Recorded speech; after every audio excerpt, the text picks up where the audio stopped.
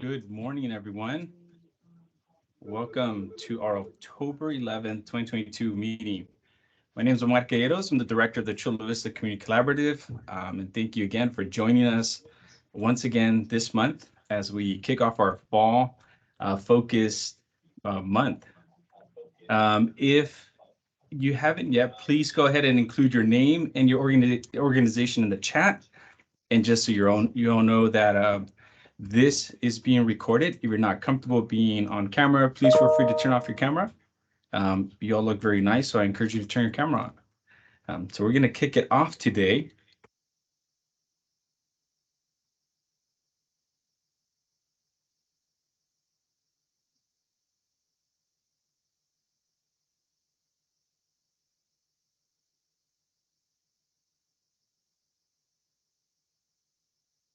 Omar, I think you're muted.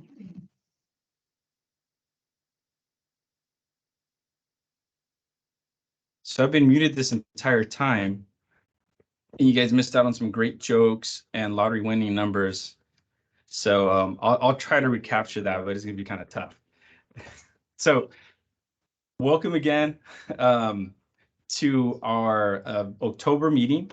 I'm glad to see everybody here. If you haven't had a chance, please enter your name and your organization in the chat.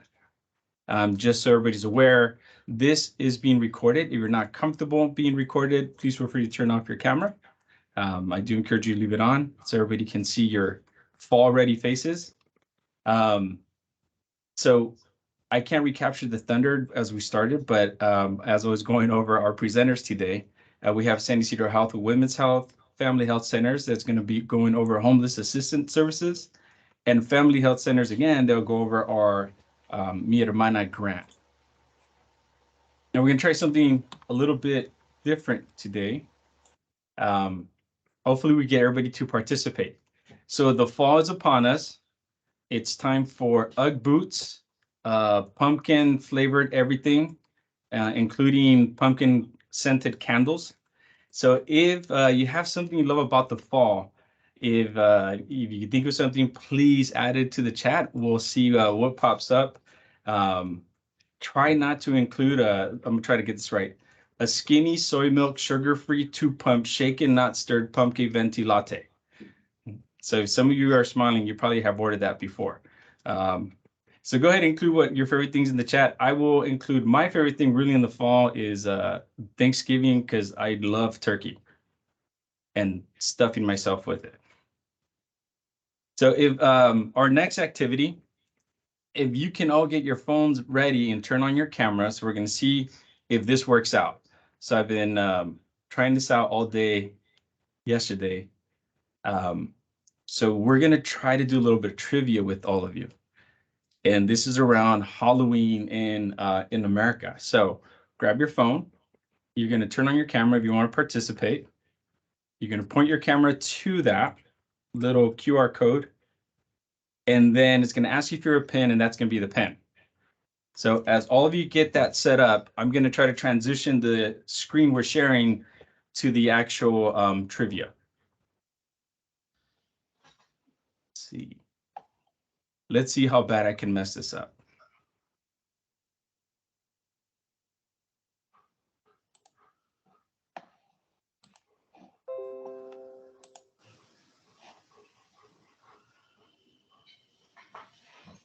And if you're having trouble with it, it's okay.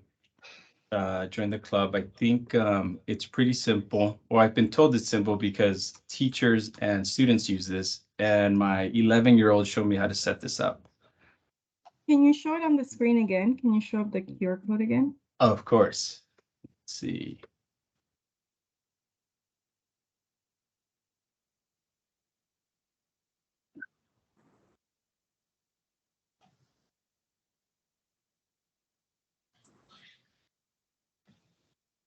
Okay, so just go ahead and when you open your camera section, it'll pop up the link, and then you'll be able to go to that section there. And all you need to do is enter your nickname and get started with that. Here, I'm going to try to share again. There we are. It should look like this.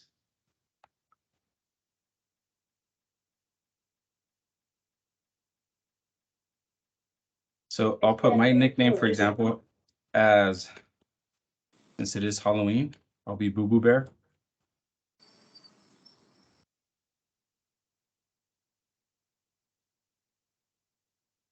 All right, so it's frightening history of Halloween in the United States. The true or false, Halloween was more common in the southern colonies. I have no idea, just so you know. So I'm going to say false. I was wrong. So those are either a little behind. You're going to get that correct.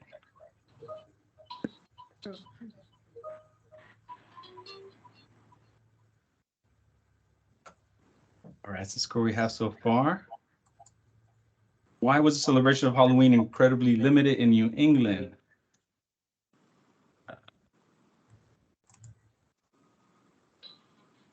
Say people never heard of traditions from Europe.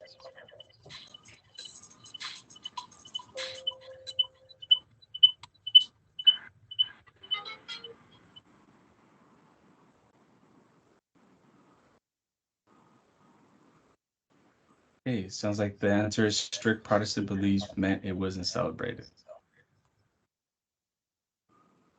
And it looks like Brenda is the leader of the pack.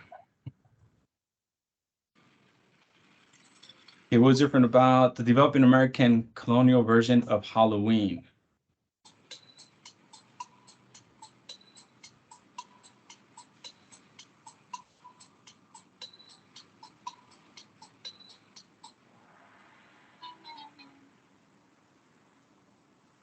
Rebecca, what do you think? Triangle? Let's do triangle. Oh, look, I got it wrong again. Oh, no, I got it right. I got it right.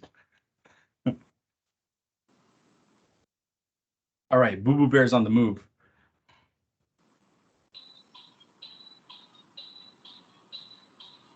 True or false, colonial celebrations included telling ghost stories and making mischief. I mean, that sounds like a true to me.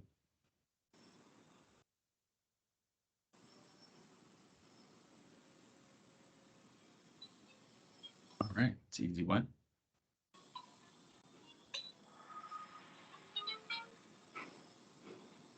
I think of number 17 of 17.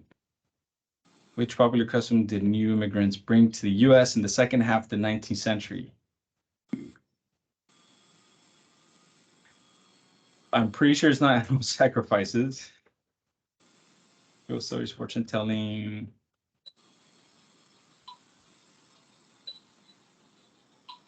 All right, Becky, we're together on this one. Trick or treating?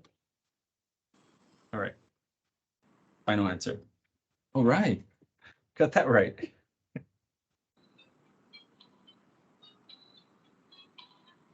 And then we're moving down. This is a virtual Halloween activity for families. Children dress up in costumes and go door to door collecting candy from neighborhood houses, asking for candy with the phrase trick or treat. Got it. All right. When the United States version of Halloween began to lose its religious meaning?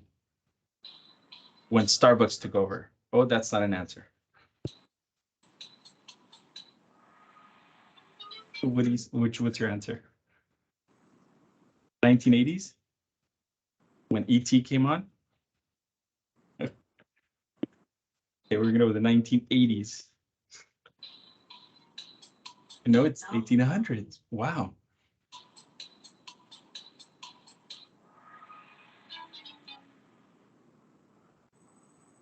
This eventually revived between. Oh, why was it revived? I didn't know it was dead. It was a cheap way for communities to celebrate. Family could prevent tricks and being played on. All right, I'm gonna go with the opposite of what I would have picked. So I'm gonna go with blue. Oh, it's correct. Oh, they're both correct. Okay, I went from feeling up high to down low. True or false? Americans spend around $6 million each year on Halloween. Easy, right? It's false. Oh, wow. Okay, so whoever Alexis is, she's killing it. Halloween killing it. True or false? Americans spend approximately 6 billion, so this has to be true. That's a lot of pumpkin spice lattes.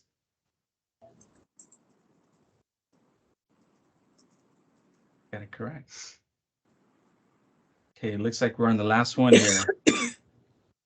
Halloween is America's second largest commercial holiday.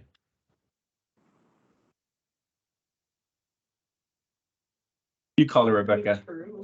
True? Okay. It is true. Okay, it looks like our winner is not Boo Boo Bear, and is Alexis. Alexis, let's see. Alexis, can you tell us your last name, please? Anderson. Anderson. So Alexis, congratulations. We're going to send you or email you your winning prize. And I'm curious to know, how come you know so much about Halloween? Honestly, I just kind of guessed and I did well. Well, good job, good guessing. Thank So when you. there's trivia night, we're going to invite you over. Congratulations. So again, just keep an eye on your email, Alexis Anderson. We're going to send that gift over to you. Thank you. All right, continue with our program.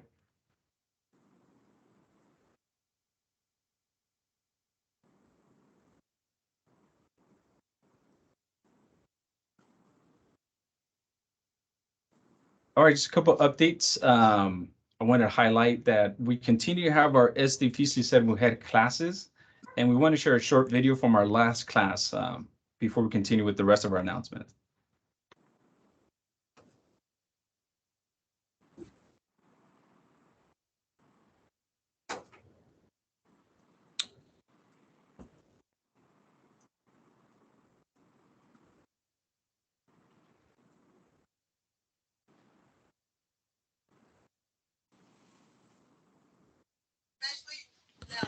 I can't hear the audio.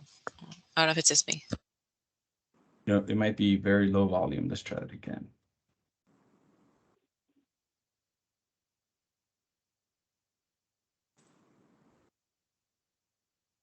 I'm gonna play it again. If I get a thumbs up, if you guys can hear it. Thumbs down.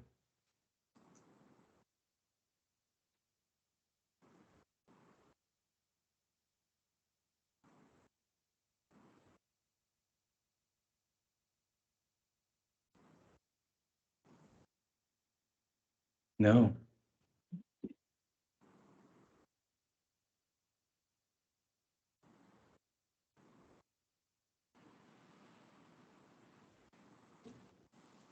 Wasn't sure.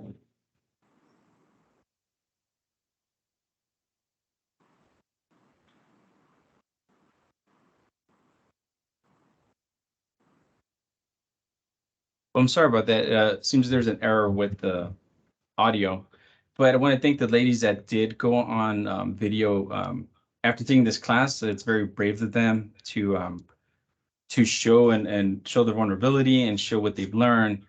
Basically, they were highlighting that they felt really engaged and they were able to discuss a lot of things about their lives in this group.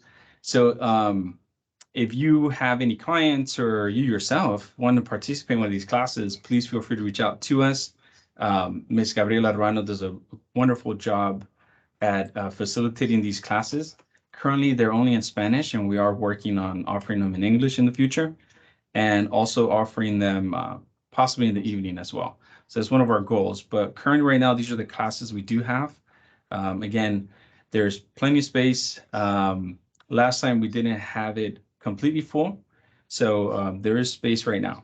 Please send any possible participants over, and we'll be happy to have them on board. Some other things, we still have free backpacks. I know the school year has started. Some kids go back to school with some old backpacks. Send them over our way. Our FRCs have backpacks. We also continue to have some food supplemental supplies to help families out. And we want to make sure that you guys know all our contact info so you can follow us on our social media. We also, as part of our partnership, would like to highlight some of your programs. So if you have anything that's beneficial to all our community members, please feel free to share it with us. And if it's appropriate, we'll share it out in our social media as well. If you have families, we keep saying, or I keep saying, refer families over to us. And some of you might be wondering, like, how do you do that? So I became aware of that last time. So I included a QR code there for you. So if you, same thing as we did our trivia, if you scan that code, you will have our referral page on your phone. And also on our web page, you can find that under the FRC referrals. And this is what the form looks like. Very easy to refer a family over to us, and we will do our best to try to engage them to services. I think we have a question, Ms. Penny. Yeah, I just wanted to share, I don't know if this is the appropriate time, but I'm the newest member of the First Steps program here at South Bay Community Services, and I put our information. We're working with expectant and mothers, and as well as mothers with toddlers, sorry, not youth. That was the last program.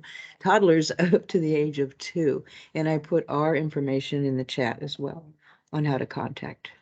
Great, thank you, Ms. Rondazzo. What we'll do is we'll do all the share outs at the end. So if you have any other share perfect. outs, Okay, sorry. it's great information. No, it's great information. We'll do a share outs at the end of the program.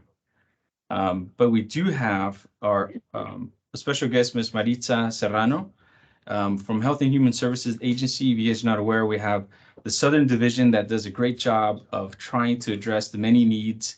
And as you can imagine, the county has a large net to try to address services. So I actually asked him to come on board and share any updates. So if Ms. Serrano's on board, can you unmute yourself? Hi, good morning. I'm here. Hi, how are you doing? Doing well. What's going on in the Southern region?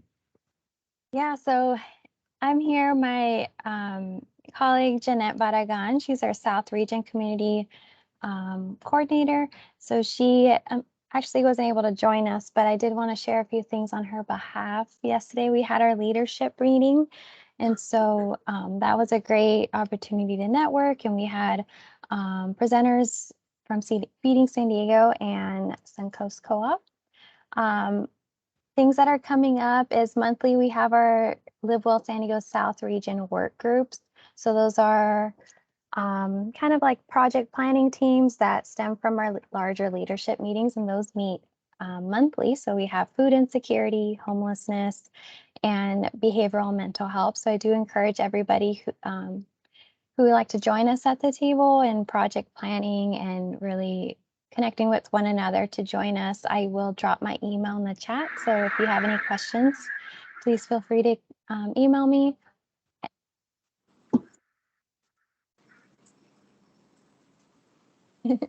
uh, the phone lines. And then one other thing, just because registration will be coming this month, our Live Well Advanced Conference and School Summit will be coming up in December, and registration will open at the end of this month.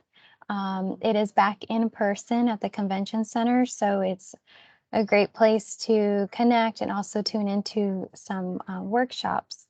So I'll drop that link in the chat as well. But any questions on those things, please feel free to email me and I'm happy to help. Thank you so much, Maritza. And again, I asked Health and Human Services to see if they can send somebody because they do so much. And if you are interested in participating, I know they're always open to taking community leaders. They have many efforts. So you have something you're really passionate about, I'm sure they'll find someone for or someplace for you to land. So thank you again, Ms. Maritza. If you're not aware, October is Breast Cancer and Domestic Violence Awareness Month. San Ysidro Health will be going over women's health, so I won't touch so much on women's health. But I just want to highlight a little bit about domestic violence. If these are some of the tell signs that maybe if you can review with clients or if somebody you may know, these questions are a great starting point. These questions also highlight if any of these are yes, and there's a possibility that that person is experiencing domestic violence. We're very fortunate in Chula Vista to have SBCS. They have been a forefront leader in the DV effort and the DV response team. They work in tandem with the Chula Vista Police Department to try to address issues and bring resources to anybody experiencing DV right away. This information was actually captured from the Chula Vista site, Chula Vista City site. They also highlight phone numbers there as well. And as always, since you probably noticed that I'm a QR code fan, if you want to take a snap picture of that, that will lead you directly to the Chula Vista PD or the Chula Vista City site with all the resources, which includes the domestic violence response team and possible sheltering as well.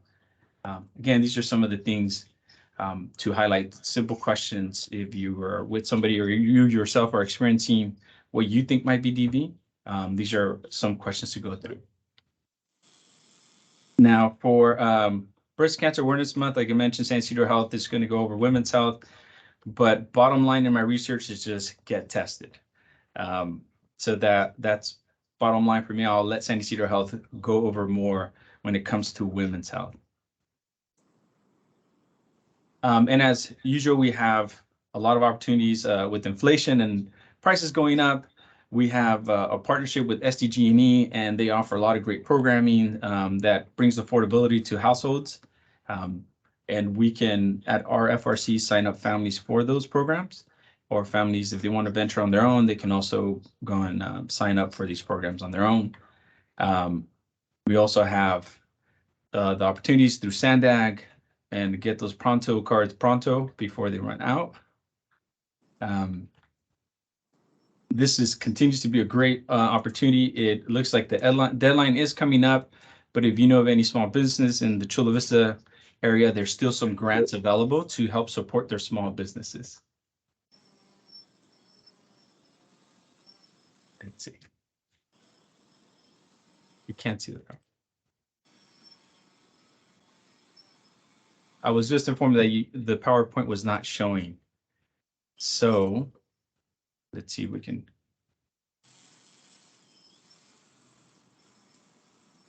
All right. Can I get a thumbs up if you guys can see the PowerPoint now? All right. Thank you so much. So just to highlight again, this is the QR code for when it comes to DV. If you'd like to take a picture of that. Or our standard gas and electric, and then our Pronto card.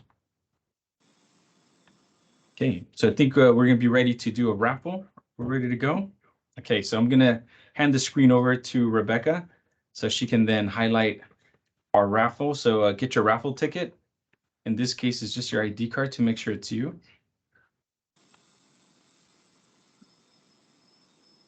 All right, Rebecca, you ready to roll?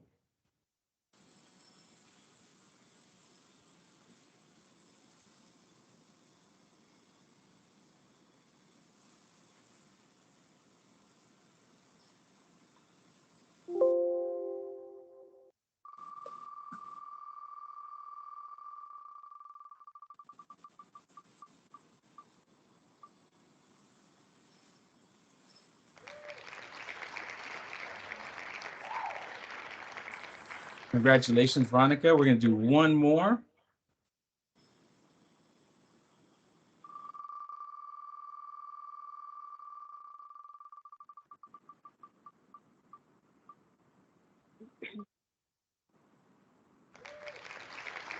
Look at that, Maritza Serrano.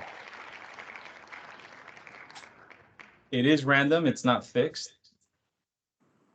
Congratulations, Maritza and Veronica. Yeah, we're going to jump into our partners presentation. So our first up is San Isidro that will review women's health. So if we have our San Isidro presenter.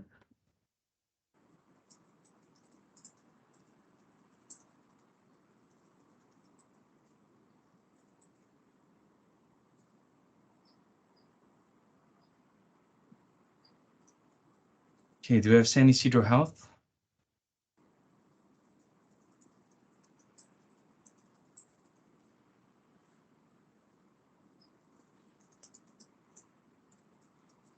Yes.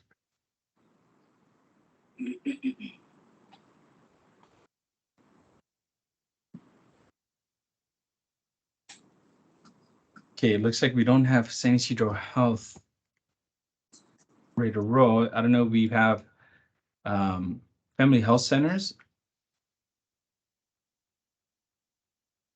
Good morning. My name is Jasenia. I'm with the Homeless Services Program. Thank you so much, Yesenia. Are you okay going ahead? Yes, let me share my PowerPoint. Perfect. Thank you So so before I much. do, thank you. Before I do, my name is Jasenia Sanchez. I'm the manager of homeless services at Family Health Centers. I'm not sure if you guys are familiar with Family Health Centers, but we have over 25 clinics. I want to say 29. We have the mobile units and several different programs. The program that I will be specifically presenting on is for people experiencing homelessness all over San Diego County. And let me share my PowerPoint.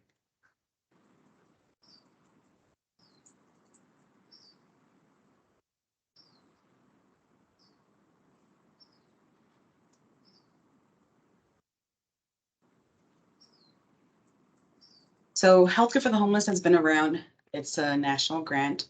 You'll find it all over the United States. Family Health Services has had this grant for over 30 something years, and it's spread out throughout all of our clinics. What we consider homelessness is someone who's lacking housing. So basically the HUD definition, which is also including people who are on the streets and canyons, buildings, abandoned buildings in their vehicles, or in places that are primarily supervised. So whether it's a shelter, transitional housing, sober living, those are sites we would consider for homelessness. But we also consider the couch surfing or doubling up as homeless, except that we want to ask how long they've been couch surfing at a certain place. So the example I like to use is if I had told a relative of mine in Mexico, you can come to San Diego and stay with me, that's not homeless. But if that relative was homeless and then I took them in temporarily, that is considered couch surfing and doubling up. So those are the two definitions we have for homelessness to be able to meet the criteria for our services. And our management team consists of our Associate Director, Clara Quiroz, myself, and we have two supervisors. We have Maricela Sariñana, who's the supervisor for the case management and peer support team, and Cynthia Garza, who's the supervisor for our outreach team. And so I'm going to go in detail with every one of those bullet points in a different slide. But basically, if someone comes to Family Health Centers, they're experiencing homelessness and they don't have health insurance, the Healthcare for the Homeless program will cover an array of services. So the first service that I'm going to go over is the medical care. So We're not an insurance plan, so we definitely want to let the patient know, hey, if you're homeless and have no insurance, we have a program that can cover 3 medical visits a year, and that's 3 per calendar year. So that's January through December. And if December comes along and they've already used three medical visits, but come January, they're still homeless and uninsured, they would get 3 more. So they get 3 primary care visits, which include lab work and prescription, basic x-rays, but not MRIs or CT scans, and prescriptions basically just one fill. Sometimes the provider will write refills on the medication, but because we're not a health insurance plan, they can only get the medication at the pharmacy we have at our Logan Heights clinic. That's the only pharmacy we have within all of our clinics. So whether they're seen at the Chula Vista Clinic, at the El Cajon Clinic, or National City, they get a prescription, it would only be covered at the pharmacy and inside our Logan Heights clinic. And if the bottle says refills, and say they're out of medication and still don't have Medi-Cal, we would ask them to see the doctor again, and that would be counted as a second visit to be able to get a new prescription. Again, because we're not a health insurance plan, we don't cover preventive care. So it wouldn't cover physicals, it wouldn't cover STD testing or pregnancy tests, immunization. Those are covered by other programs. But basically, medical care, you have an acute care, you have a sick visit need, and we're trying to connect you to a health aroma specialist when you come in so you can get Medi-Cal. So if the provider refers you, the doctor provides a referral to like physical therapy, that is also covered. And there's 6 sessions per year that are covered. If the doctor refers you to a specialty care that's covered at family health centers, like a podiatry referral, that would be covered. But if they get referred out to endocrinology or oncology or a specialist that we don't have within our means, then the Healthcare for the Homeless cannot cover an external care. Along with the 3 medical visits, they get 3 emergency dental visits. And emergency dental consists of toothaches, abscess, broken teeth, missing fillings, or in need of an extraction. They would be seen as a walk-in. So appointments can be a little bit far out. So we recommend that as soon as they have an emergency dental need, a toothache or an abscess, they can go to any of our dental clinics, and we have several throughout our array of clinics. And they would come in as a walk-in, and they would get an x-ray done for that tooth or teeth that are bothering them. They would get medication, if prescribed medication, at the Logan Heights Pharmacy. And then that second follow-up visit might be an appointment, but generally rule of thumb is the first visit is a walk-in. Again, it's not preventive care, so they're not going to come in and get a full dental exam, cleaning, braces. It's only for that emergency dental need. That being said, though, so those are 3 medical visits and 3 emergency dental. We do have a separate program called restorative dental. So this is for someone who's experiencing homelessness, again, based on our definition, but needs extensive dental work. So if someone is missing a lot of teeth, has no teeth, or has a lot of broken teeth that will need extractions, and ultimately they need partials or dentures, then the restorative dental program would be a nice program to get them screened and enrolled for. So we're looking for 20 people who are experiencing homelessness a year. 20 people a year who are experiencing homelessness, who meet the eligibility criteria, which is 6 months of residence in San Diego and at least 6 months of no active history of alcohol or drugs. So if they tell us, you know what, I've been in sobriety for 2 months, we would ask them to come back when they hit the 6-month period. And so we cover exactly what Medi-Cal would cover for this program. So Medi-Cal covers the full dental exam, cleaning, extractions, partials, and dentures. So if you get selected, or if you have a client who gets selected for restorative dental, they would get the full scope. They would get the dental exam, cleaning, extractions, fillings, and ultimately partials or dentures. So this is for someone who needs extensive dental work. In terms of partials or dentures, that's basically what it covers. It doesn't cover braces. It doesn't cover crowns or implants, which is a lot of, it's in high demand by some of our patients, but we don't cover those. So I want to show you, oh, and actually, sorry. The person that's doing the screening for this program, her name's Amanda Correa. She's our case manager at Logan Heights, and that's who you would contact. So medical and dental, obviously, if you have health insurance, you wouldn't need our Healthcare for the Homeless program for that. But restorative dental makes an exception. So if you had partials or dentures covered by Medi-Cal in the last 5 years, there's a 5-year mark you have to wait before Medi-Cal covers a new set. So when you experience, if you're working with clients who are experiencing homelessness, is their belongings and stuff can get stolen or lost. So we come across clients who Medi-Cal covered their partial or denture and it's been less than 5 years, and lost them, and Medi-Cal saying, no, you gotta wait until 2, 3, 4, 5 years from now. So this is the program that if you have Medi-Cal, we can still consider you because we know that Medi-Cal has a restriction in terms of the 5-year mark. So if you have someone who has Medi-Cal or uninsured and needs restorative dental program, you can send them our way. We could do the screening. So these are some of the before and after pictures. And it's amazing to be able to see what a smile or how much a smile can change someone or transform somebody. We've had clients who come in very shy, not wanting to smile for the picture, and they come back and they have like the ladies have their makeup done, the guys are clean shaved. So it's very rewarding to be able to see that after. And their self-esteem boost up, which is amazing. So along with the medical and dental, for someone who is experiencing homeless and uninsured, we also cover eye exam and glasses. And we have 4 vision clinics at Family Health Centers. And fortunately, we have a case manager at all 4 sites. And they could do, if you have a client who is needing glasses, you can call them. What you see here are the extensions, but our general number is 619-515-2300, and then their extension. But we have Amanda at Logan Heights, and then currently trying to find another case manager to join her.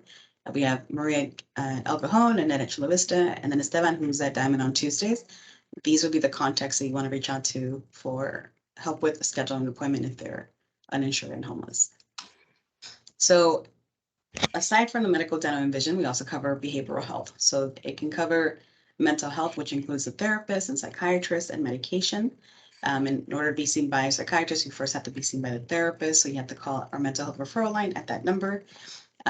If you need behavioral health like STD counseling, then you can call that referral line, and our program will cover all these counseling sessions. And there's no limit on these visits, so they can be seen by the counselors as often as needed. And then aside from the healthcare part, we also offer case management. So it's our healthcare for the homeless case management team. So for everything I just explained, it's for the uninsured people experiencing homelessness, because obviously if you have Medi-Cal, you can use your Medi-Cal for those services. But even if you're insured, you can still contact our case managers, and we're more of medical case or healthcare case management. We're not housing specialists. That's something that a lot of people, even within our agency, don't understand. Our agency, it's not a housing provider, so the best our case management team can do is coordinate the services that we offer as an agency. So help with the coordination of healthcare appointments, follow-ups, working with your insurance plan to coordinate transportation to your appointments, everything outside of healthcare services. We try to connect them by navigating the resources in the community. So whether that's referring to shelter, legal aid, SSI applications, or legal aid for SSI applications, or helping them connect with the Family Resource Centers for food stamps, CalFresh. So in terms of housing, if they come to us and say, hey, I can afford this much of rent, we can help them search for rentals online, but we're not housing specialists. So our case management consists of, we have 2 case managers at Logan Heights. Like I said, we're in the lookout for a second case manager there. We have our supervisor and case manager at downtown. We have Maria Gilliam at El Cajon. We have Nanette in the Chula Vista area. Esteban, who's more of our float case manager, is at Lemon Grove, Diamond, and City Heights. And then we have 3 case managers that are offsite. So they're at offsites where we partner with these agencies. So we have Andre at the VBSD residential place in Pacific Highway. We have Ileana Quintero at Monarch School, and we have Juan Salivet at St. Luke's North Park. St. Luke's North Park is where Uptown Community Services is at. So along with the case management team, we have 3 peer support specialists. This is a very unique role because it's someone who has lived experience, who has gone through the system, who's understood the process. And so they come into our team as an extra layer of support. And sometimes they're able to connect with the clients or patients in a better way than our case management team because they understand the process. So they can help our case managers, they can help our outreach team, they can connect with the patients by assisting. For example, we had a client who had to go to a specialty care, and one of our peers went with them as a companion because it was very challenging for the senior patient. And so Juan was able to stay with him all morning while the procedure was being done. So it's a very nice role within our team, and we're grateful to have him. So the 3 offsites that I was talking about where we have case managers, one of them is St. Luke's North Park. We have a clinic, the North Park Clinic is about 3 blocks away. But this is a very unique site. They offer a lot of services, refugee services, aid groups, Uptown Community Services is there. They offer showers. So it was nice to be able to join their efforts and have the case manager there Monday through Friday. And that's one Sunday left. Monarch School, I don't know if you guys are aware of it. It's a K through 12 school in Barrio Logan that assists families or students who are facing homelessness. Again, it's K through 12. They offer a lot of parent resources. They have a parent resource center, and that's where we have our case manager, Yana, assisting the families with resources and connecting to healthcare. But we also have a nurse practitioner on site who serves as the school nurse. Andre Scott is our case manager at VVSD. And we have a clinic there, a small clinic. Our provider goes to VVSD on Tuesday and Friday mornings to work with the residents to do TB testing, COVID testing, physicals, screenings. And Audrey's there Monday through Friday, assisting the residents that need healthcare services.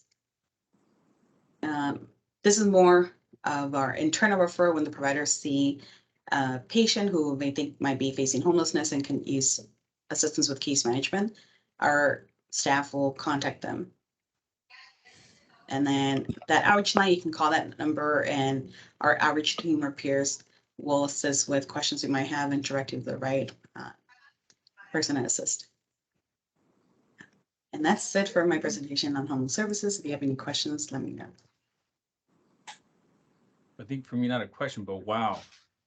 Great services, a lot of things you guys offer. Let's check to see if in the chat there are some questions. If you have a question, please feel free to raise your hand. See any questions on here? But Yesenia, thank you so much. That is such a I have a great question, presentation. Omar. Oh, we Sorry. have a hand raised? This Okay. is Liz from CLP. I have just a quick question. Do you have to be a resident or a U.S. citizen to receive services, or can undocumented people also receive services? We don't ask, and for healthcare for the homeless, yes, we don't ask for social security number. I mean, our forms ask for it, but if they don't have one, that's fine. We're not looking at immigration status. The only thing we're looking at in terms of our healthcare for the homeless paying for that visit, whether it's medical, dental, vision care, is the homeless status. So if you're homeless, so we've had clients who are experiencing homelessness, but they're employed. And then they're like, well, I don't think I qualify for your program because I'm working. I was like, no, technically you do, because the only definition we're looking at is homelessness. So you could be homelessness, working full-time, but still living in your vehicle. We would still help you out. That's great to know. So basically, if you're unsheltered, doubled up, couch surfing, all those people that find themselves in that situation, they can access your services. Yes. If they have insurance, Medi-Cal would cover all those visits at our agency or whichever agency of their choice, clinic of their choice. But if they're coming to us and are uninsured, then Health for the Homeless would cover those visits at our clinics. And just a reminder, this is being recorded so we can share this out. But Yesenia, is there any way you can share website that people on our chat right now can access to if they have any questions or they want to refer someone? Yes, so I will put the website on the chat and then I will scan our brochure that has all the contacts on there to share with you guys. And then my information is in the chat box too. So if you guys need to reach out to me, let me know. Okay. And we do have some partnerships with like the mobile clinics. Can somebody like point of entry or access points, can they inquire about it like at the mobile clinics? Yes, so I know Maria Miramontes is here. We work with her. She's part of our team. I want to claim her part of our team. Yes, Maria is very knowledgeable in our services. I know Adolfo, the MMU drivers, at least could direct them to our way. But yeah, feel free to email me, call me. I get a lot of questions from outside providers that are like, I don't know if my client qualifies for your program, or hey, who can I send my client to? So yeah, send them our way. Again, primarily we offer healthcare, but sometimes you have clients who they get seen by the doctor and then the doctor gives them like 10 referrals, audiology, glasses, all these referrals, but they're overwhelmed. And I feel them because even me trying to call some other provider might be on the line for 20 minutes for one appointment, right? So our case management team is very good at helping the coordination of care. So even if it's just that, even if you have a client who are like, oh, I know my client saw the provider at North Park, but we don't know if the provider gave them referrals because he lost his paperwork, then we can assist with stuff like that. Great. So please just summarize. If you have any doubts, just ask and find out. Yes, and call me. Awesome. Awesome. Or Well, ask great. me too.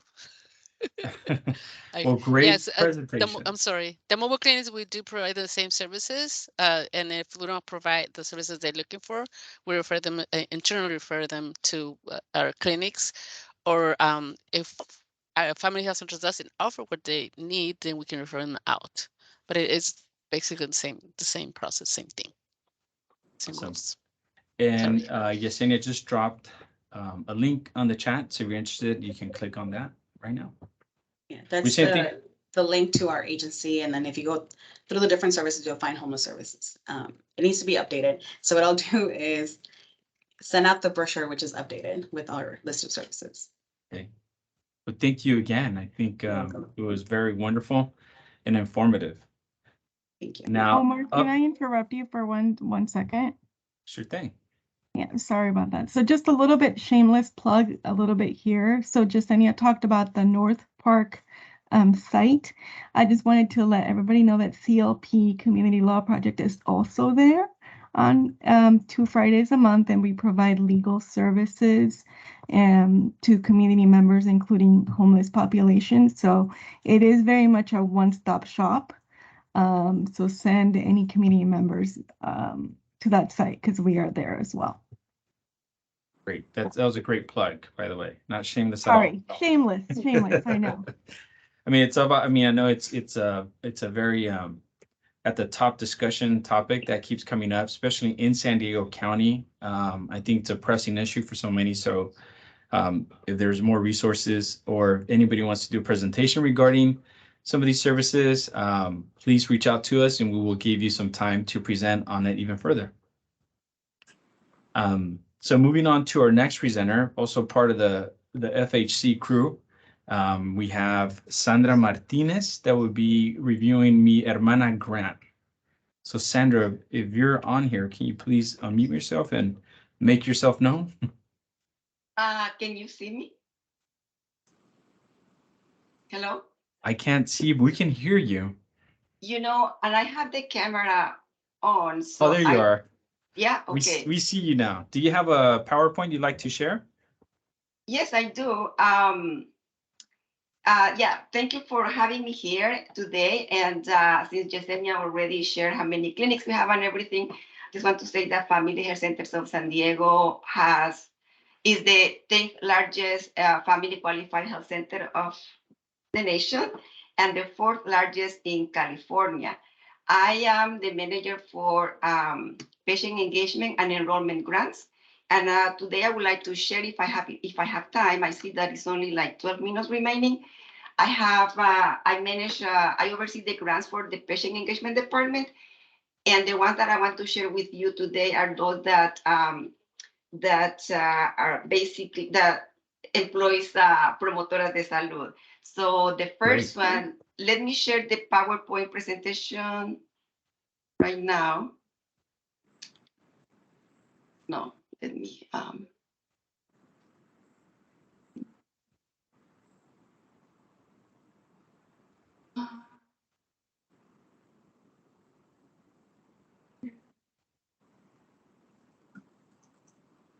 We have it, Sandra, if you would like for You have us it? Okay.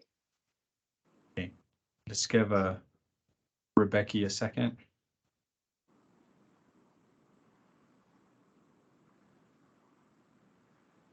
Is this the one? Yes, so the ones that the grants that I would like to share with you today are 4 grants. The first one is Mi Hermana grant. So we can go to the next slide, please. So Mi Hermana grant is a grant that we recently got, and it is a grant to train 100 community health workers. So Mi Hermana Latino Health Champions is a national program developed by and for Latinas Hispanic women to take care of ourselves, to have the best health possible. Usually, women are the one who takes on the role of chief health officers in the family at our own expense. No matter how much stressed out we are or how busy we are, We are the ones taking care of our children, our spouses, our parents, any family member, neighbors sometimes, and but nobody really takes care of us. So this program is a program to train women to take care of themselves, to be our first caregivers, because caregiving starts with you. So the information that is provided in these trainings is just information to help ourselves, and it's not focused on any chronic diseases. Usually community health workers or promotoras training are focused on specific to prevent chronic diseases. This one is more holistic, comprehensive for the body, the mind, and the spirit of the Latino women. We can go to the next slide. So the training, this grant is to train 100 community health workers in San Diego or promotoras de salud. And it consists of 7 sessions, each 1 hour each. And we are going to deliver these trainings in a series of 3 days from 9 a.m. to 12 p.m. on 3 consecutive weeks, 1 session per week. The training, we are thinking of providing these trainings in groups for 30 to 40 women. And per group, we are thinking of having one in Chula Vista, another one in City Heights, and another one in Sherman Heights. If we still need to train additional women, we are going to do one in East County. So as I said, this training has a holistic approach to for the person, the body, the mind, and the spirit. We will learn the basics of how the body works and how the different body systems are interconnected, and most important, how we are going to how we can keep that body healthy. We can go to the next slide.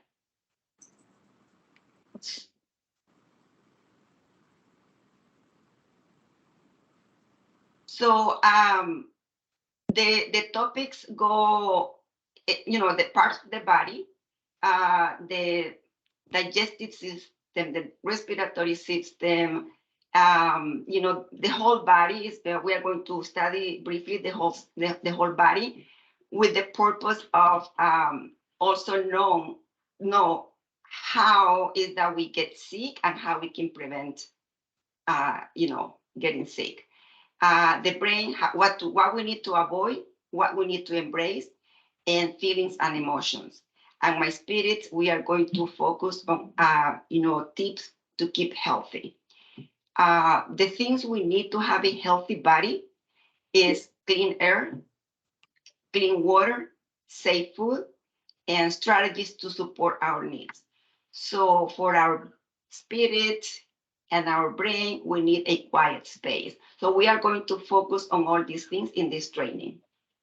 Can we go to the next slide, please? So with that is about the Promotora de Salud training. And then I have another grant that also involves community health workers or promotoras for the delivery of these grants. And that is one that is Vacunas para Todos. It is to provide, to increase vaccination coverage for COVID-19 and flu vaccine to reduce disparities in the community. Can we go to the next slide, please? So basically, this grant is focused on two things. One is the provision of the COVID and flu vaccines, and the other one is health education, to educate the community of the importance of getting vaccinated. At this point, I feel that in general, we have normalized, the flu, and we don't take it that seriously, and we don't really take seriously the fact of the importance of getting vaccinated. And I feel that we also are getting at that point with COVID-19 vaccine, and that's why it is important for us to keep continuing educating the community on the importance of getting vaccinated for both. As we know, COVID-19 causes severe illnesses or illness or death we know that over 96 million people got COVID and over 1 million people died from COVID. And for those people who survived the infection, we know that for some people have long-term health issues, even if they are no longer sick, or if they were never, or if they were asymptomatic, meaning they didn't experience any symptoms. We also know that if we get it, and even if we survive it, we can still infect other people, especially loved ones like our parents or elders in our house. So we all know that the CDC recommends the vaccine for everyone 6 months and older. And the importance of COVID is to prevent serious illness and death, to lower our risk of getting to the hospital and also spreading the virus. Many people think that maybe I will get sick from the virus and I will be immunized, but it's very risky to do that. It's better to get it with the vaccine because it's safer, right? It is basically the same situation with the flu. The flu also is extremely contagious and can lead to serious illness and hospitalizations or even death. But as I said, at this point, we have normalized the flu, and we are getting to that point with COVID. Children are more likely to get sick from the flu, especially because they like to play with everything, they touch everything, and then they touch us, right? So same thing with the COVID vaccine. For the flu vaccine, the CDC recommends everyone 6 months and older to get the annual flu vaccine. And same benefits with COVID. If you get vaccinated, even if you still get the flu, it won't be as serious as if you are not vaccinated.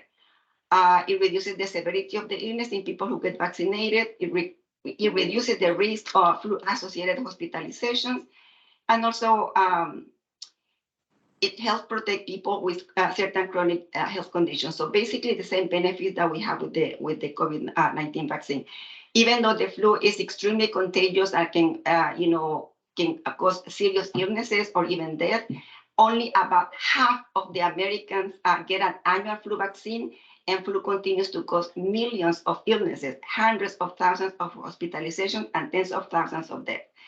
I would like to share that I was an event as part of this grant, we provide COVID vaccine, COVID and flu vaccine. So this Saturday we had an event where we were offering the vaccines and many other resources. It was kind of like a health fair. But the interesting thing for me was when we were offering the vaccine to people, almost everybody said, "Oh, I already have it." And when I asked, "When did you have it?" most people will say, "Oh, I had it in December of 2021, or like long time ago." They feel that people in general feel that if they already got one vaccine, especially if they already got COVID, they feel that they don't need it anymore. That's what I'm saying. We are normalizing it. We don't realize that these viruses mutate, and we get different variants, and with that, different risk. So that's why the importance of providing vaccines and continue educating the community about, why we need to get vaccinated. So that's the second grant. And can we go to the next slide, please? So the third grant that as I said, I have many grants, but these are the ones that we are using or hiring promotoras for these grants. This grant is called All of Us Research Program.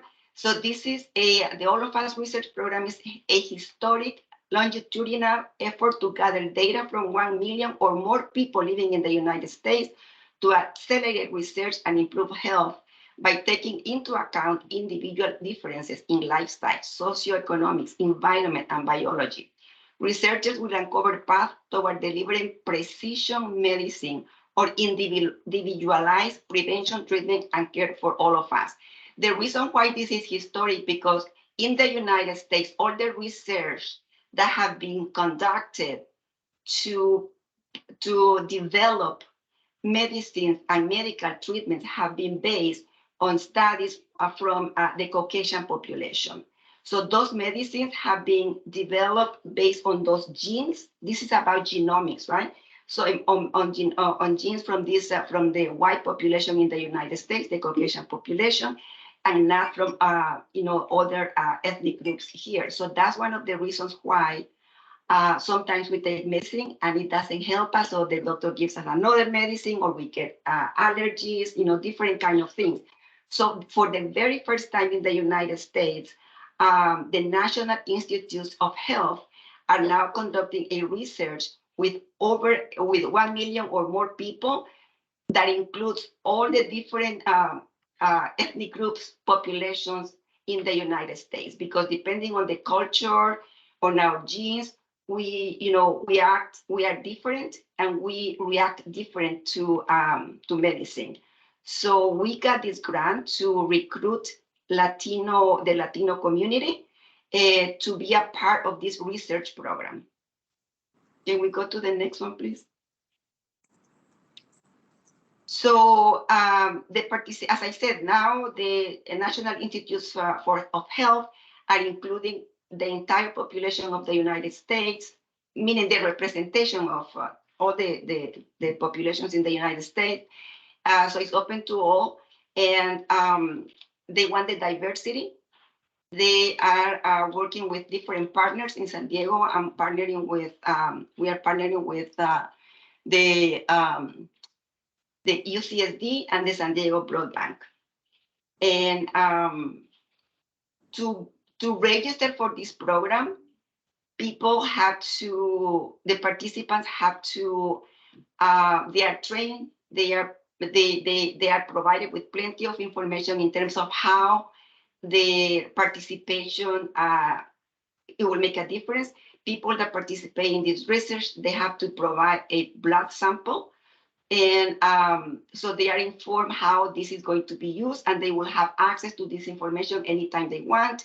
For anyone in the that want to participate in this research, they can go to the San Diego Blood Bank to give the blood sample, and they will get. We don't pay for people to participate in this research program. I'm about to finish, and but if they go to the San Diego Blood Bank to give the blood sample, they can get $25 to compensate for transportation. People also get, they will get an analysis of their DNA of those sicknesses where they are, the risk factors of, I will get information on, what are the risk factors for me to get cancer, to get this, to get that. And also their ancestry, right? If how indigenous I am, the percentage of my white, indigenous, or whatever blood that I have. So people will get that or that kind of information. Can we go to the next slide, please? So so this is the opportunity for the Latinos right now to participate in this research, so we can help the National Institutes of Health to develop medicine that are more precise for the Latino community, and it will help us fight diseases and improve the health of our future generations. And so basically the rest of the information here is what I already told you, and I know I'm pressed for time, so I'm gonna go to the next slide. So that was about the All of Us research program, and I will give you information at the end if you want to contact us, if you want to be a part of this research, and also if you want to participate in the Mi Hermanas training. We haven't recruited the promotoras yet to recruit for this training. So the last grant that I want to share with you a little bit fast is about medical. We all know about medical. I just want to say that for medical is millions of children are eligible. Children and teens are eligible for medical from 0 to 26. They qualify for medical regardless of their legal status. Starting May 1st, adults 50 and older, they also qualify for full medical regardless of their legal status. And of course, to be eligible for medical, they also need to be they need to comply with some eligibility criteria, including income and living in California. So can we go to the next slide? So Family Health Center of San Diego accepts a broad range of payment and insurance plans like medical, cover California medical, and we also have a sliding scale based on income and family size. So no one that comes to Family Health Center of San Diego will be turned away based on an inability to pay. We provide free application assistance for medical and cover California. And once again, remember, children from 0 to 26 and people from 50 and older, they are eligible for medical, even if they don't have a social security number, regardless of their legal status. Of course, they have to qualify based on income, and if they are residents, where they live, they need to live in San Diego or California. They cannot live in Tijuana. Can we go to the next slide, please? So my medical, full scope medical includes everything: regular checkups, doctors and dentist visits, immunizations, hospitalizations, prescriptions, everything. Mental health. Can we go to the next slide, please? So to be eligible for medical, we need a state issued photo ID. If you don't have one from California, then we can use one from your country. Same thing for a residence or or social security number. Once again, from 0 to 26 or 50 and older, it's okay if they don't have one. And once again, we need to provide proof of that the person lives in San Diego. And with that, it can be a lease agreement or a utility bill, something you can show that you live in California. And for people that don't have we also require for income eligibility, the latest 1040 IRS tax document. But if you don't have one because you're self-employed or you don't have a job, then you can still come to us, and we just need for you to give us info. You need to sign that this is my income situation, and with that, it will be enough. So can we go to the next slide? I think that was basically the last one. The next one, please. This is the last part that I want to share with you. Many people are afraid to enroll into medical because they think that it's going to affect their immigration status, or that immigration will come to the door. For those families that are undocumented, they are afraid of applying for medical. But we would like to let you know that public charge won't affect them. And I would like to explain in which, in the following slide, I'm going to explain why it's not going to affect them. Public charge is that the criteria used by immigration to determine if the person is eligible to live in California or not. Public charge means the government doesn't want immigrants to become a public charge, right? So, and that's why families are afraid of applying, especially in the former administration. This was a big threat for families applying for public benefits. Can we go to the next slide, please? So based on the California Health and Human Services Agency website, they say that the following benefits will not hurt your immigration status. Medical is not going to hurt. If you apply for medical, it won't hurt for your immigration status. Apply for CalFresh or EBT or Cover California or the County Health Services or Public Housing and Section 8 or California COVID-19 Rent Relief Program or WIC. These families can feel free to apply for these benefits. There are exceptions. For example, if I am applying for the first time, it's not going to affect people that already legal residents in California. They already have a green card, or if they are already here. It affects only for adults who apply for these benefits if they are applying for the very first time, or waiting for a change in immigration status. But let's say that I'm applying for the very first time, Sandra Martinez, right? But so if I apply for myself, it may affect me. But if I apply for my kids, it won't affect me.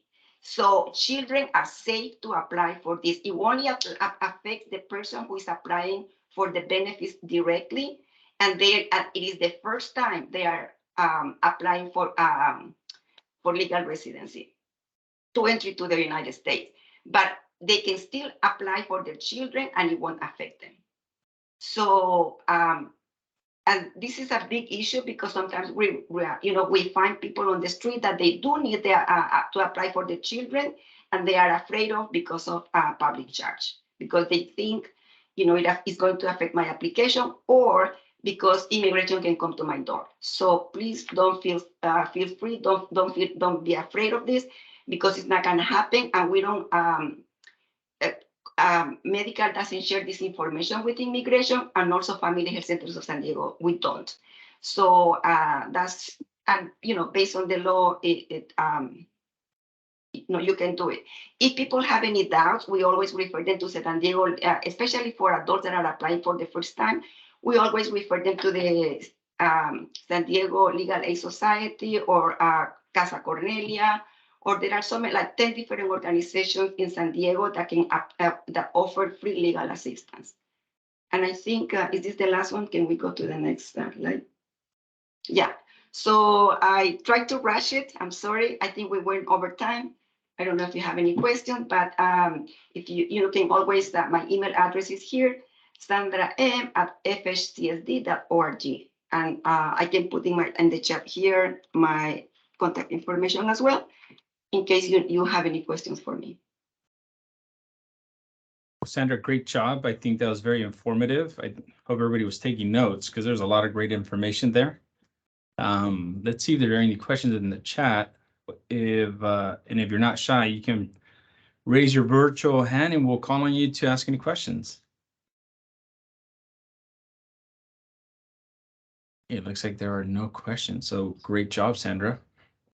Thank you so much for having me here and the opportunity to share about these grants. Oh, great. I always love to partner with family health centers. I think there's such a big asset to the community. So thank you so much for sharing all that information. And as anybody can can see I just say the last thing, we offer a comprehensive list of different healthcare services. Always reach out to us. We are here to serve and help everyone. Perfect. Thank you so much. Again, great, wonderful presentation. We're going to continue on to another wonderful partner of ours. I think we have Ms. Rosa Sandoval on the chat now from San Ysidro Health.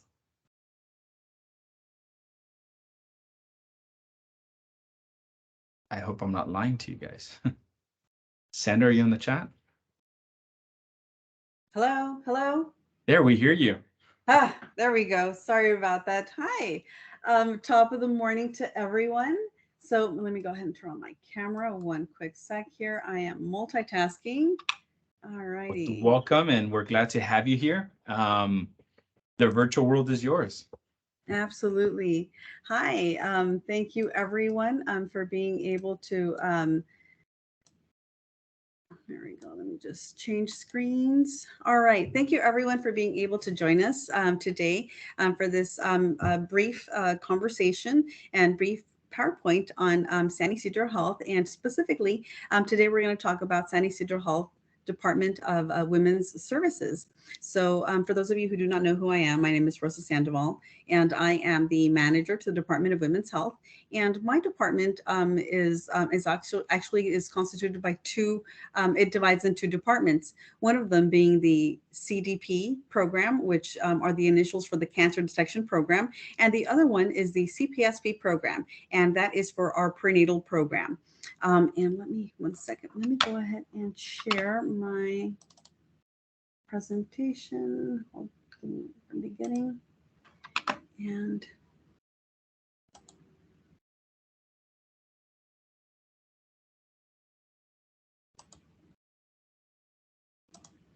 all right, please let me know when you're able to see my screen. Okay, it's up and running. Wonderful. Okay, so as I was mentioning, my department really has two departments within itself, which is the Cancer Detection Program and CPSP, which is our program for prenatal patients. And CDP, I think, is the program particularly for this month. As we all know, we are in October, and what is October? October is Breast Cancer Awareness. So this is actually the busiest month for my department. Okay, and goodness, my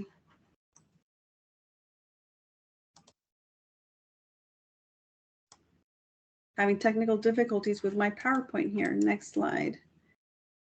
Hold on. There we go. All righty.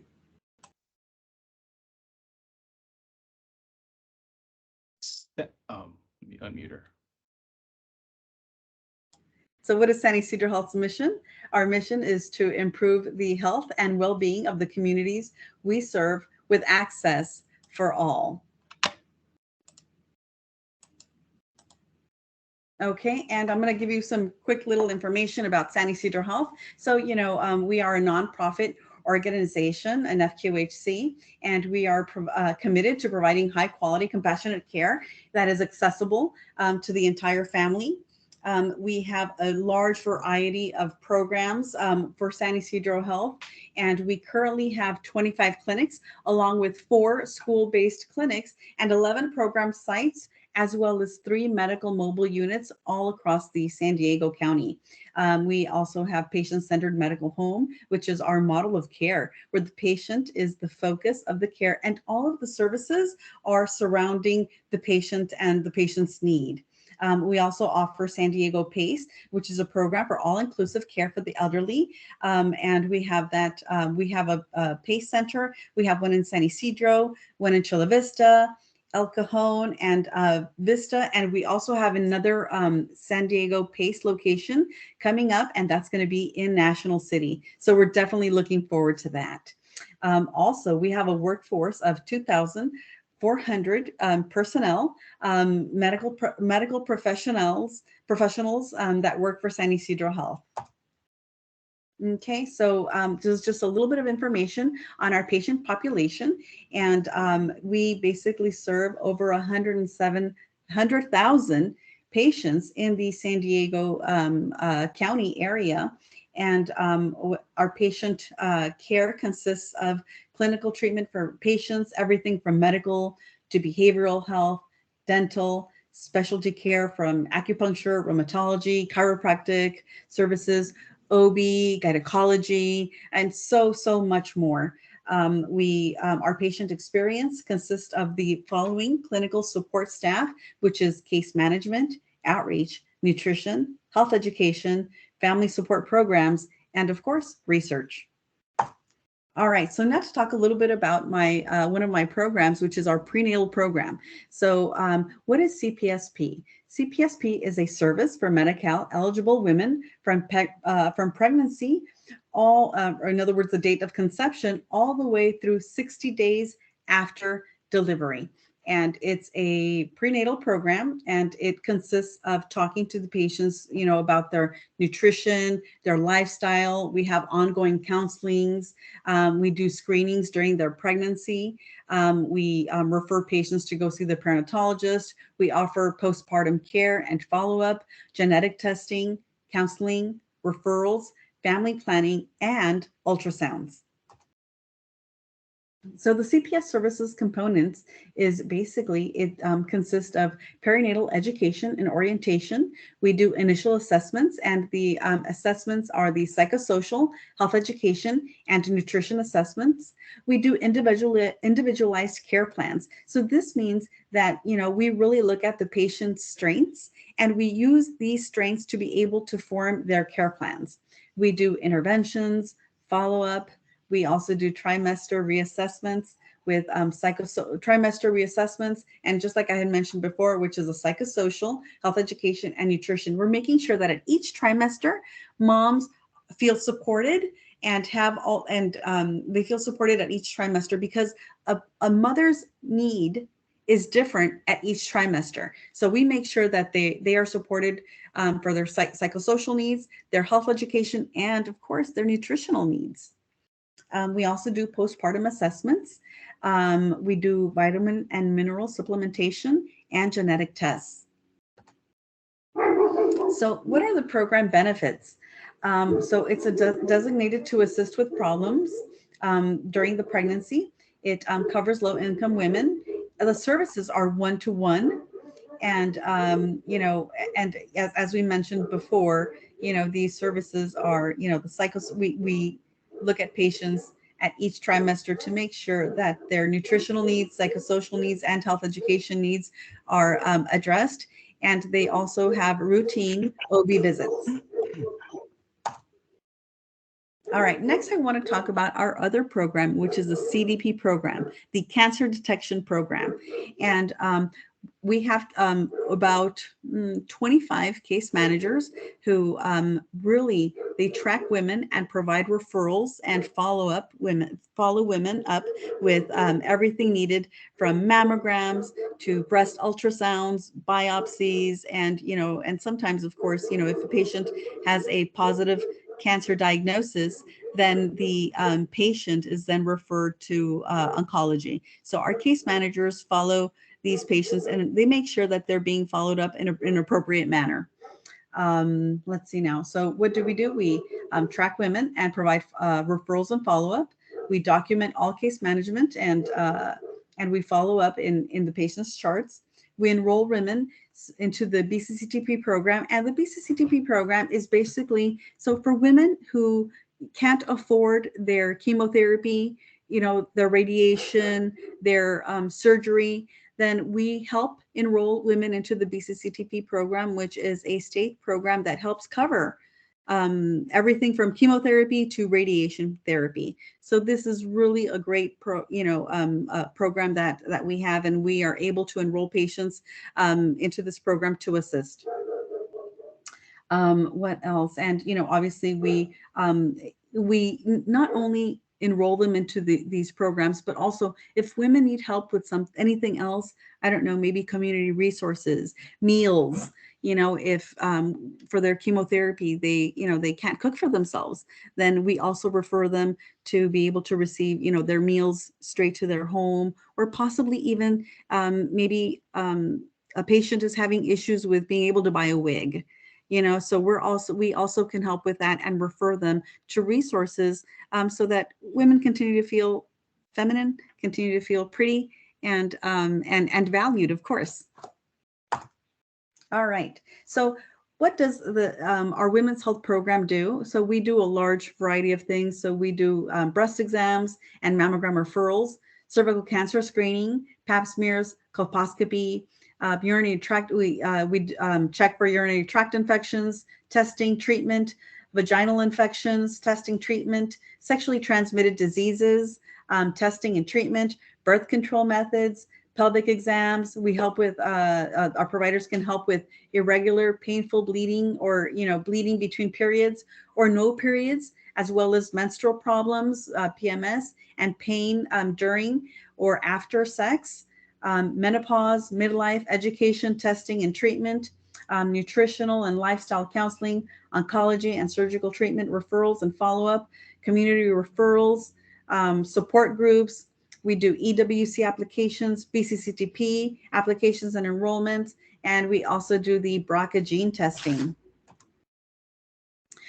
So, as we know, mammography is the very best way for early detection, and breast cancer screening programs rely on X-ray mammography because it's low cost and low radiation, and it can detect the early stages of breast cancer. So for our CDP program, we offer free mammogram events all over the community to make sure that, we're actually bringing these much needed services to the community.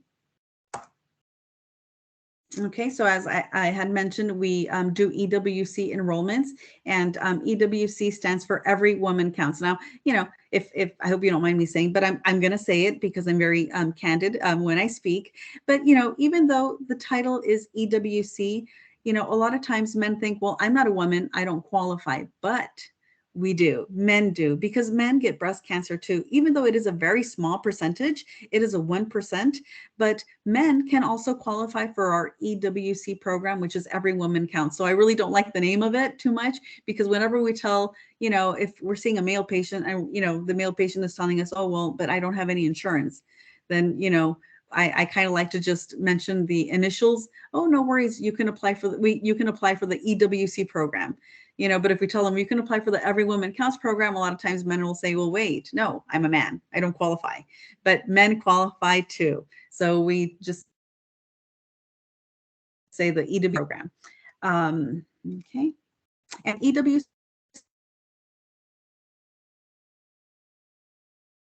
aspiration, pap test, colposcopy, HPV test, and excisional biopsies. All right, what is the community impact that we have? So for our CPSP program, we have free baby shower community events. And at our community baby showers, all of the patients receive a San Ysidro Health diaper bag, along with 12 newborn diapers and a San Ysidro Health thermometers. We also have an incentive program with our CPSP, and these are points that are accumulative through the consultation. And every time they see their provider and CPSP, they're able to gain points that they can exchange for other items. Now here, what we have here in these pictures is just a couple of our community baby shower events in which we give away everything, and from, car seats to, the kangaroo pouches for babies. What else, and obviously diaper bags, and we ask these moms to just come and listen to our talks, and our presentation really is on like what medications to avoid during breastfeeding. And also what are the benefits of breastfeeding. So these are just some of the PowerPoint presentations that we show our patients during our community baby showers. And of course, we also have our mammogram events out in the community. So it's basically our mobile mammogram unit. And we also have after hours PAP events. And that means we are doing Saturday PAP events. So, our clinics are opened on, certain Saturdays just to do, like PAP smears. And every time a woman gets their mammogram event, their mammogram and their PAP smears, they get a small incentive from San Ysidro Health. They get, it's a San Ysidro Health PAP pouch. And what the pouch looks like a little makeup bag. And it's a very cute little makeup bag, pink with hearts, and inside it comes with a panty liner and some more San Ysidro Health goodies like hand sanitizers, nail file, and just more goodies. And really, it's to be able to incentivize our patients to come in and get their pap smears. All right, so here we have patient testimonials, and this is just an example of one of the patient's testimonials. So this patient said, I really liked having my mammogram here. If it hadn't been here, I don't believe I would have had it done. The staff, very, very friendly, helpful, and good at their job. Please keep this going. Us ladies need this. It makes us feel safe and really cared about at our doctor's office. So this is just one patient testimonial of the mammogram events that we have, not only at our clinic sites, but also all throughout the community. And here's another patient testimonial. Thank you for having the mammograms here at my clinic. It just makes things feel easier for me because I need to ask for a ride to come to the doctor's office. And sometimes my children don't have time to take me from one place to another. Thank you. And here's another patient testimonial. This is my first time that I'm having my mammogram at my clinic. This tells me you care about us, the patients, because you're bringing the machine to us. And it makes things easier for me. Last year, I had to go to another place to have my mammogram done, and it was a cold place. Here, everyone is so friendly. It's easy for me to have everything here with my doctor. So this is just, some of the things that, that we do in the Women's Health Department to make sure that our patients, well, they feel cared for, and that, they feel that that we're able to help and provide the services that they need and bring the services to them.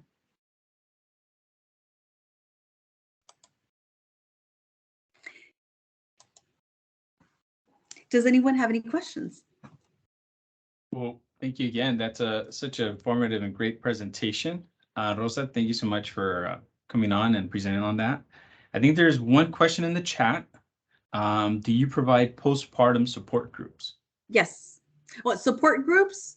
No, well, I think during the pandemic, we stopped having a lot of the support groups, so right now we are possibly looking to having support groups as well, but I can't say for certain when that's going to happen.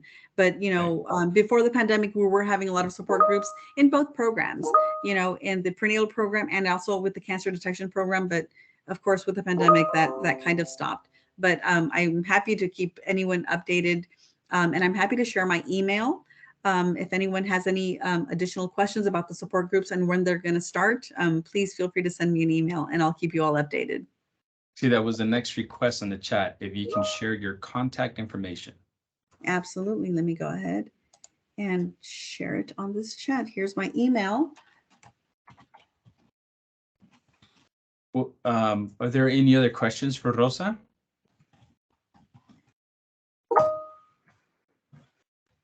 Just great presentation, and we all agree. Wonderful. Thank you so much. Thank you. Thank you, Rosa, so much for coming on. We're gonna move on to the public forum component. So if you have any announcements, we just ask that you raise your virtual hand and we will call you in the order it comes up. So let me see. Our first one is Anna Kremen. Hi, my name is Anna Kremen. I am from the San Diego County Vector Control Program. You see me on here. I've attended a few meetings now, but I just wanted to make a quick announcement that the Vector Control Program is going to be holding some virtual informational meetings at the beginning of November. I'll pop the flyer into the chat. They're mostly to kind of inform people in the public about what vector control actually does and how we help protect San Diego residents using our integrated vector management. A lot of people just don't really know about our program. And we're also going to be letting people know about an upcoming review for an enhanced version of our program. So these meetings are going to be held on November 2nd and 8th. Again, I'll pop the flyer in there. And then we also have a page on Engage San Diego where you can ask questions about the program and we'll answer them in there. And then eventually, if you're not able to make these meetings, we'll have the tape recorded versions in there too. So feel free to reach out if you have any questions. But again, I'll pop the flyer and the link in there. And thank you. So thank you, Anna. And thank you for joining us again. Next, we have Rosa Maria Davis Gonzalez. Hello, everyone. Good morning. My name is Rosie Davis Gonzalez from Family Health Center of San Diego. And I'm just want to share with you there's a breast cancer awareness month. Family Health Center of San Diego is going to be providing free mammogram the entire month on the 5 Saturdays of the month. The next mammogram event is going to be at Diamond Clinic this coming Saturday from 8 to 12. The second one is going to be at the GSB, and the third one is going to be at South Bay at the Chula Vista location. So we're going to be able to provide free mammograms. Even though they don't have insurance, we're going to be able to provide and enroll those patients on their Every Woman's Count program. I'm going to share I already did share my information on the chat. In case that you guys have any question, please feel free to reach out to me. Thank you very much, Rosa Maria. Next, we have Lisette Cervantes. Good morning, everyone. This is Liz with Community Law Project again. I just wanted to remind you guys that we have free legal clinics throughout San Diego County, including a location in North Park, downtown, two locations in City Heights and one in Solana Beach. We provide free legal advice, information, and referrals to other legal providers, and our services are completely free and open to the public. I provided my information in the chat. If you guys have any questions about how our services work or you want to make a direct referral, please reach out to me. I'm always happy to answer any questions you may have. Awesome. Thank you so much for sharing that. Next, we have Nelly Gonzalez. Hi, good morning, everyone. Nelly Gonzalez with ECS Head Start. I'm the Family Engagement Specialist. So there's a few things I want to share out. First, for Head Start program, we are still taking applications if there's any little ones 0 to 5. We also have a prenatal program. We are accepting applications at all of our sites. You can always contact me if you want to make a referral.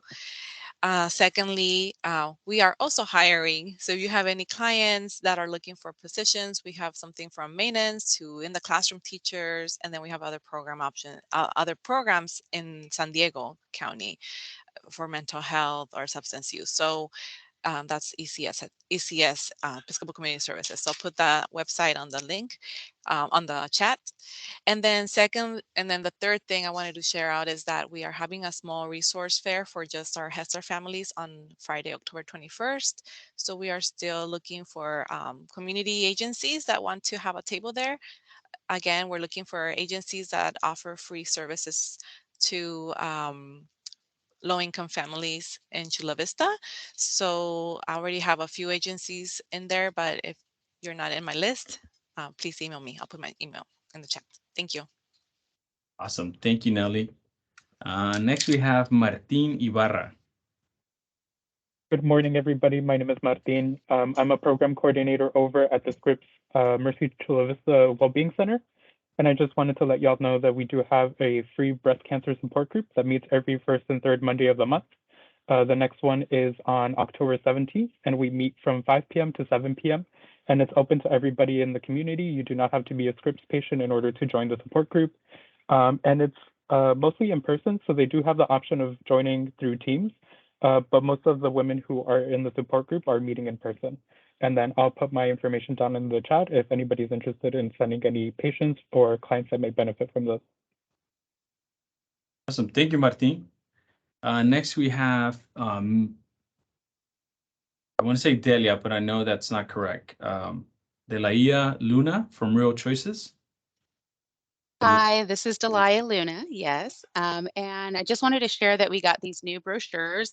These are our client information brochures. This talks about every program that we have available here at our center.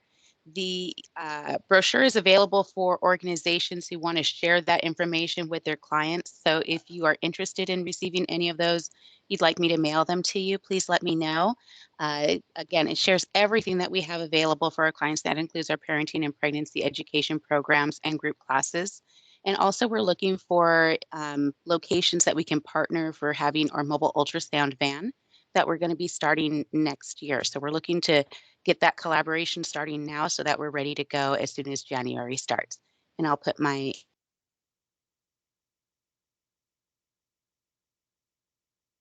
I think you muted yourself a little bit before the end, but from reading your lips, you said you were going to drop your information on the chat. Is that right? I'm putting my information in, sorry. Yes. Perfect. Delia, thank you so much. We'll be in touch for possible partnerships. Next, we have Mr. Pedro Estrada. Good morning, everyone. My name is Pedro Estrada with MAC Project.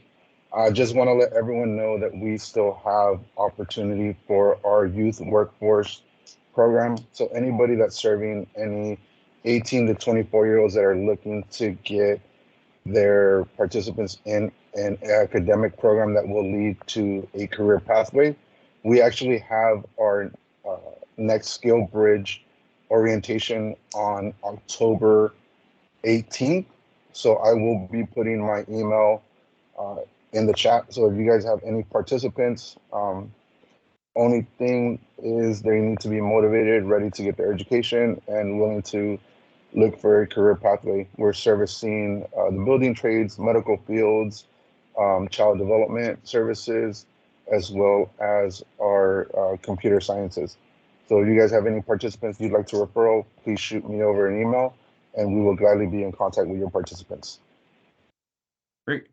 Thank you, Pedro Estrada. Thanks so much for the announcement. Next, we have Angie Arciga.